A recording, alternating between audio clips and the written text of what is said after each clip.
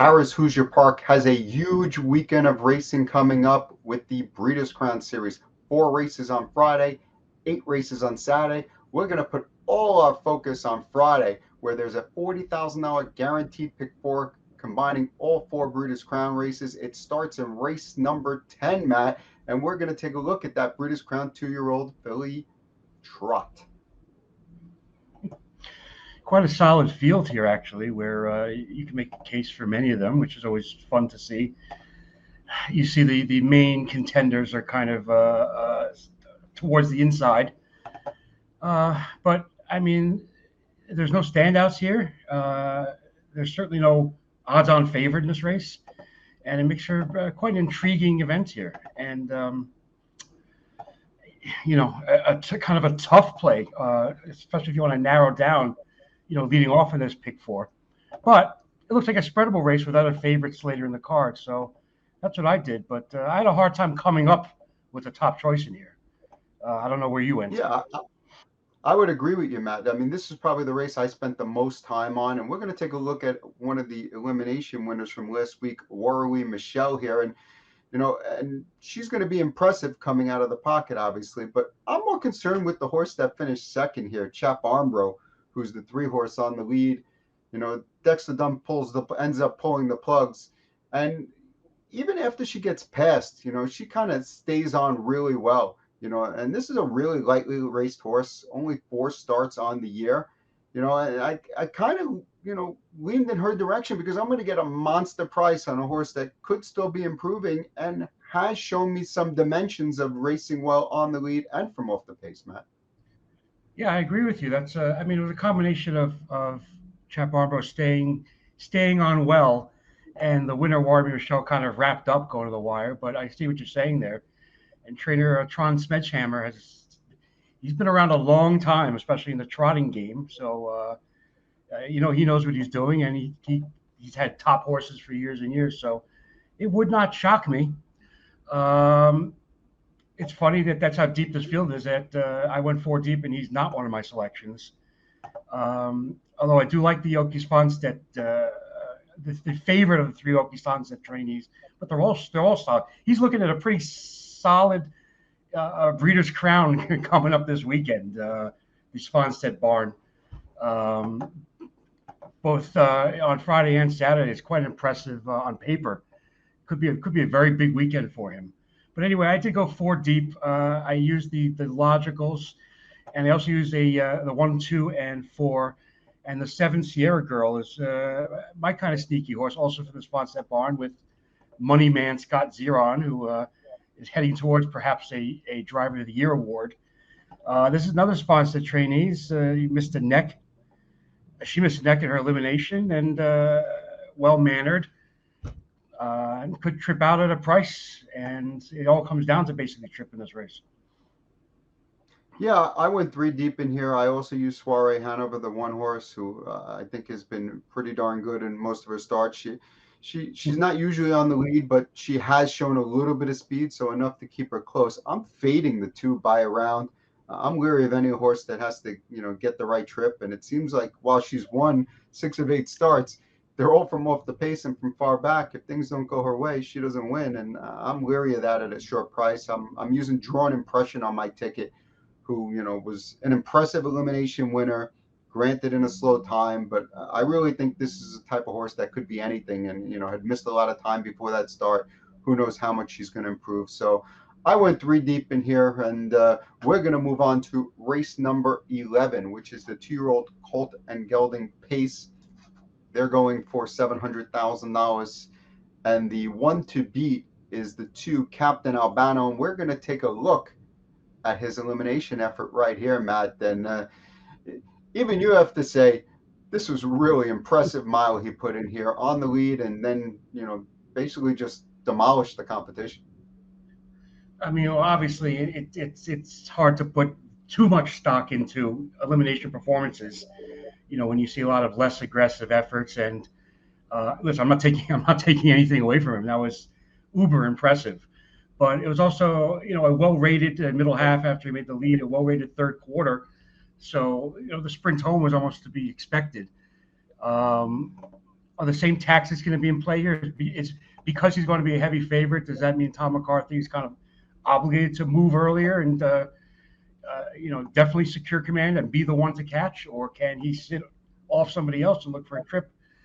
I don't know. I mean, it's clear he's the clear leader of this division so far, with 7 wins, 8 starts. But there's a lot of quality in here.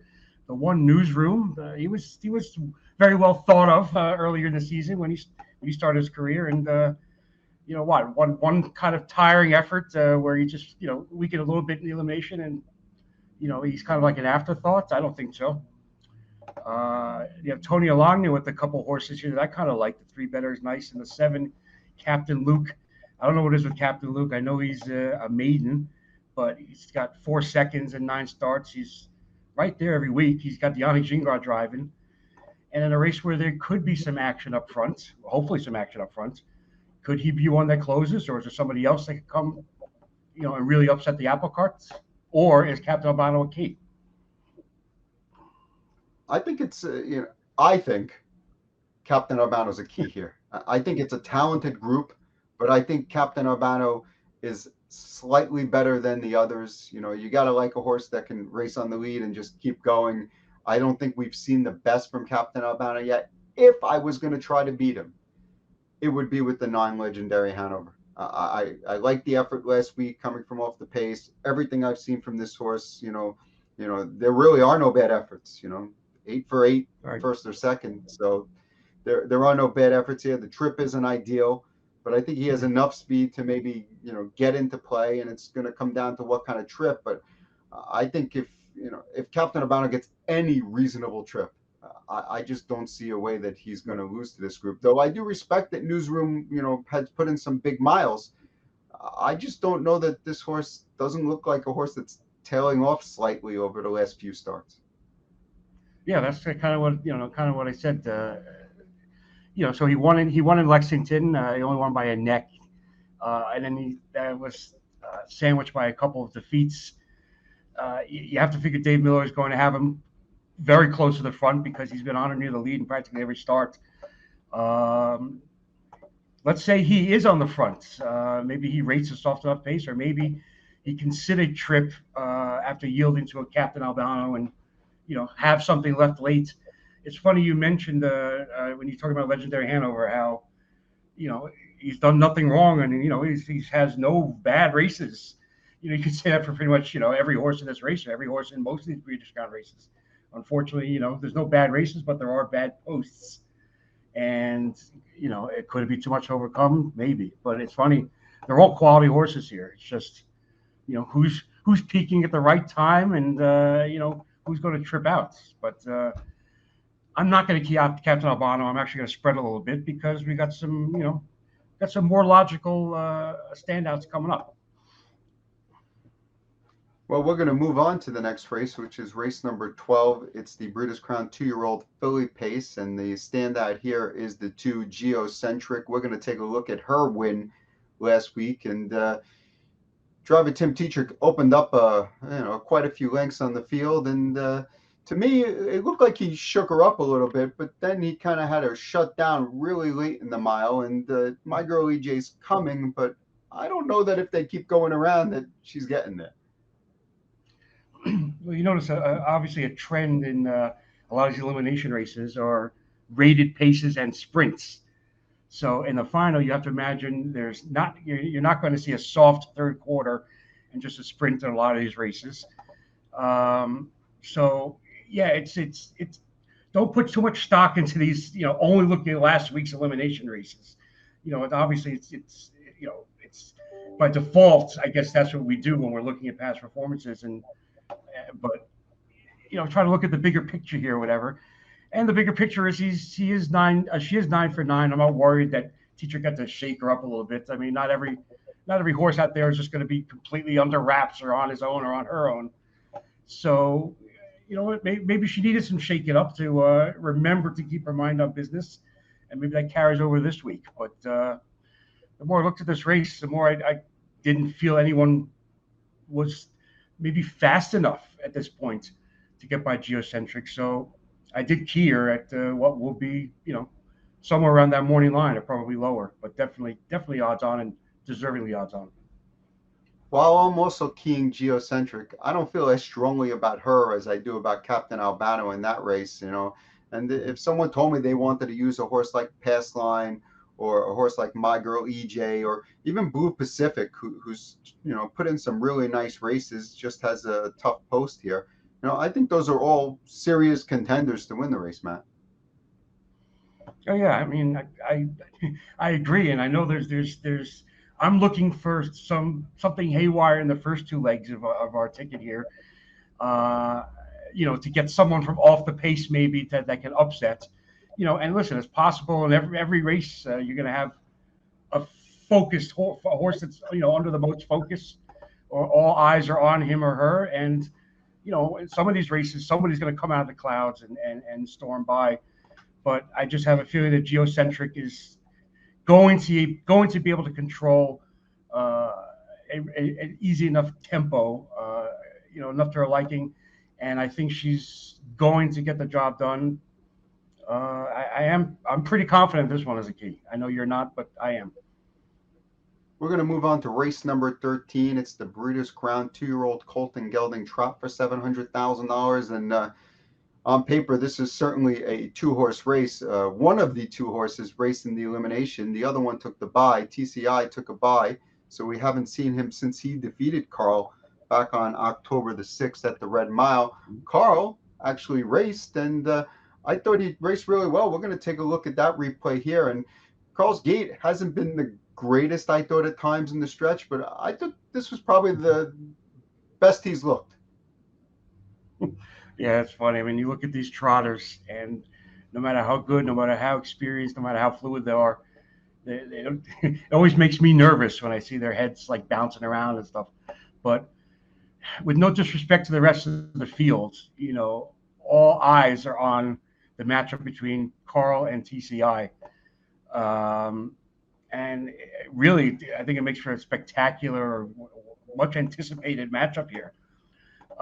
We saw TCI in the Mohawk Millions making one of the great comebacks after a break. In the history of trotters, I think, and then was able to dig in and edge by Carl Lates down at the Red Mile. I assume that taking the bye is going to work in his favor. Otherwise, maybe the Burke stable wouldn't have gone in that direction. And if I have to choose one of the two, I am absolutely rooting for TCI. I just think maybe at this point in their careers, he's proven more, and he's a little bit more versatile than Carl.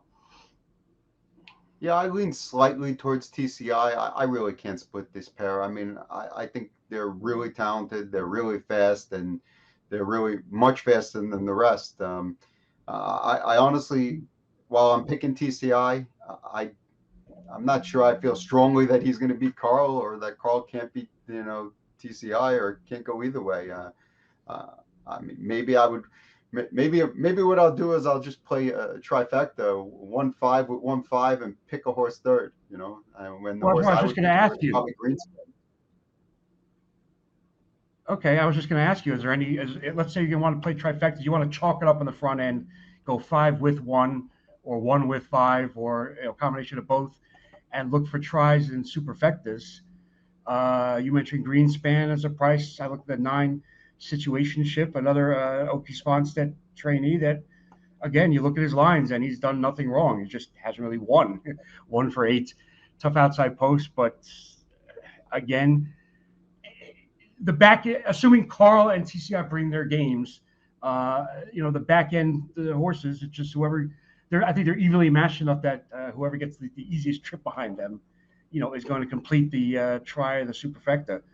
And I kind of like Situationship to maybe get a situational trip by Scott Zeron and sneak in there for third. But of the top two, I'm leaning towards TCI, and he is going to be my key to wrap up this guaranteed pick 4.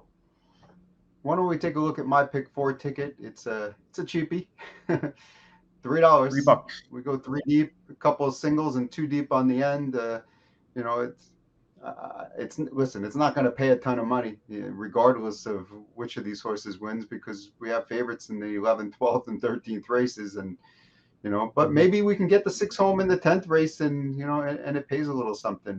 Matt's is a little bit more expensive, but it won't break your wallet. Yeah, $8, I believe it is, for a 50-cent play. And yeah, I stacked deep in the first two legs, going 4x4 on my tickets, and then keyed in the last two legs. Um, as I await the ticket here, but yeah, I went in the 10th race. I went four deep with the 1, 2, 4, and 7. There we go. Sierra Girl is my big price play, but I think again, no one's going to fault people for maybe spreading in this race. The interesting spread is the 11th race with Captain Albano is going to be, a heavy favorite. Maybe I get lucky there. Maybe I'm right. Maybe this is the race where, a big favorite kind of blows up, or if I get some sort of, second or third quarter action. Then I'm keying Geocentric, and then I'm keying TCI, who I expect will be I think will be the slight favorite over Carl. I think when we see the Will pace, he will be favored over Carl. I'm pretty sure of that. But the money will be split, so it can't be paying too short, even if we get three chalks home, because the money will be a coin flip, so to speak, in the last leg. But $8 play, and just keep my fingers crossed when I get through the first two legs, with at least a price in one of them. Well, let's look at the $40,000 guaranteed pick four on Friday night. That's races 10 through 13, 15 race card. There's plenty of good wagering options on both Friday and Saturday night, with the guaranteed pick five starting the card in race one both days. And there's a $10,000 guaranteed pick eight on all 8 Breeders' Crown races on Saturday. We have free PPs up on the website, 5% rebate via DRF bet. So plenty of good stuff.